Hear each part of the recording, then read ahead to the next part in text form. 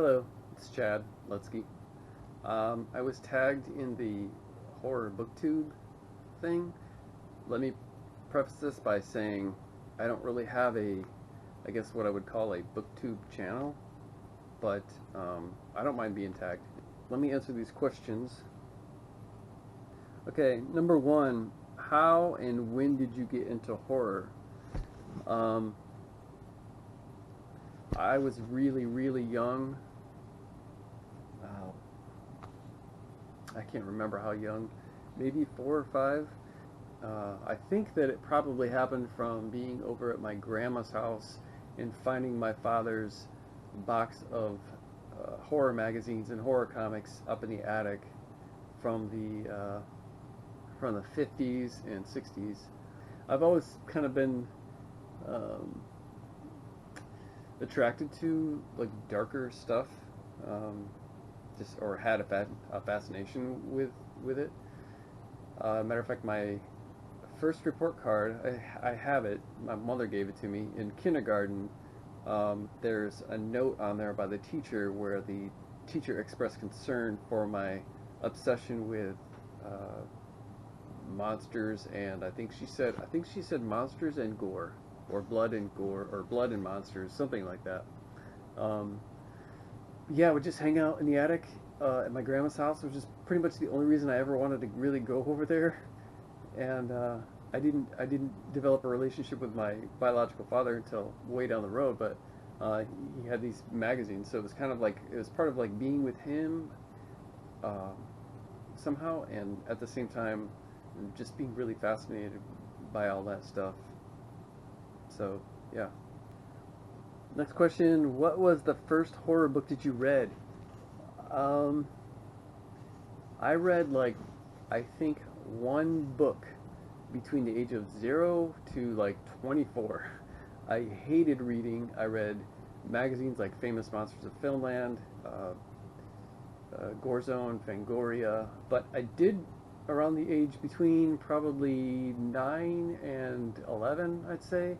I did read The House with the Clock in Its Walls by, gosh, what is that guy's name? Bellairs? I can't remember his name. And I got it from the school library. It had the illustrations, the Edward Gorey illustrations in there, which made it all that much more special. And I loved it, man. The only other time that I almost read was when, I think around 79 or 80, my parents had a copy of the Amityville Horror, because it was a brand new book and that whole phenomenon was going on, and it was really interesting and scary for a kid my age. I was like 9 or 10, and I remember flipping through the book just looking for the spooky parts, and I found a few, but I just wasn't interested in reading anything else in there.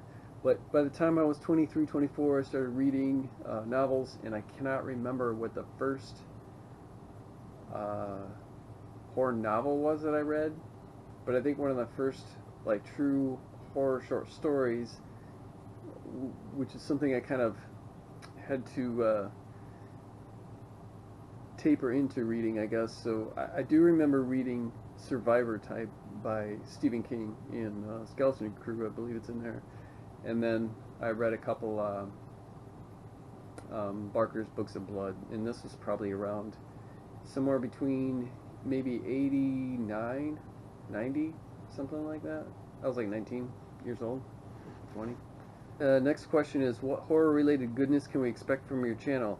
None, because I have another YouTube channel that has a lot of music, like old bands and stuff I was in, and just things, skits I did with friends and family, like little short films and stuff like that. I think the reason why I created this channel was to mainly just to promote my stuff, I guess. I've got some unlisted videos that I post on my Patreon page, and I've been tagged in at least 1 or 2 videos before where I come out and I make something like this, but I don't plan on doing any kind of regular content with this channel. But I'm happy to, try and worm my way into the booktube community, just to network and be a bigger part of it. So thanks for the tag, E. Next question is, name an underrated horror novel or author. I'll go with authors, um, and I go with indie authors. I think that Mark Matthews, who wrote Body of Christ, is an underrated author. He's good. He's not eccentric in his like appearance, but he is in his mind and in his writing. If I feel like, and then John Bowden, not because I love the guy so much as a friend, but because he is just he's got a great mind. He has he just writes great stuff, and I don't think it's seen enough. I mean, whenever it is seen, he gets praised, but I would love to see more people discover John Bowden, and I know that he has some stuff coming out really soon that I've already read, and it's fantastic. The next question is, name an overrated horror novel or author. Overrated. Uh, okay. I'm gonna I'm gonna get some, yeah.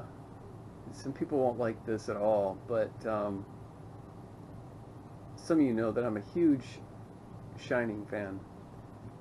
Kubrick's Shining. Matter of fact, I think it's probably my favorite horror movie of all time. The book, however, which is what I'm supposed to be talking about, I feel is overrated. I really like Stephen King's work. I think The Shining was a good book, but I see it on a lot of people's favorite books for like their scariest book and stuff like that, and I just don't really get that. Sorry to those of you who love the book. To me, they're two separate entities, the book and the movie. And I know that people get really upset that the book didn't stay very close to the. I'm sorry that the movie didn't stay very close to the book, but maybe that's a good thing because we saw that miniseries. Whew. Next question is, recommend 3 of your favorite horror novels. And you know what? I just thought of something else too to go along with the underrated horror novel or author. I named a couple authors. An underrated horror novel, which I would also put in with 3 of my favorite horror novels, is Dean Koontz, his book Intensity. I really like that book. I thought it was intense. I remember specifically right from page 15 until the end of the book, it's just non-stop going. It's not padded, there's no filler, it's just kind of like edge of your seat stuff. I really like that book. I haven't read it in maybe 15 or 20 years. Maybe it doesn't even hold up, but I just remember having a really good time with it before, and that would be one of my 3 favorite horror novels, I guess. Another one would be Needful Things. I really like that book by Stephen King. I'm going to say Boy's Life. I understand it's not necessarily horror, but I'm just going to say it anyway. I really like that book. Boy's Life by Robert McCammon. Recommend a book for someone who is new to the horror genre. I think that one of my favorite reading experiences was when Stephen King put out The Green Mile in the 6 books, with one released I think it was each month. That was such a good time. My wife and I were reading them together, and each one of those books has a great cliffhanger at the end of each one, and you might not call it horror. I mean, it's got supernatural elements, and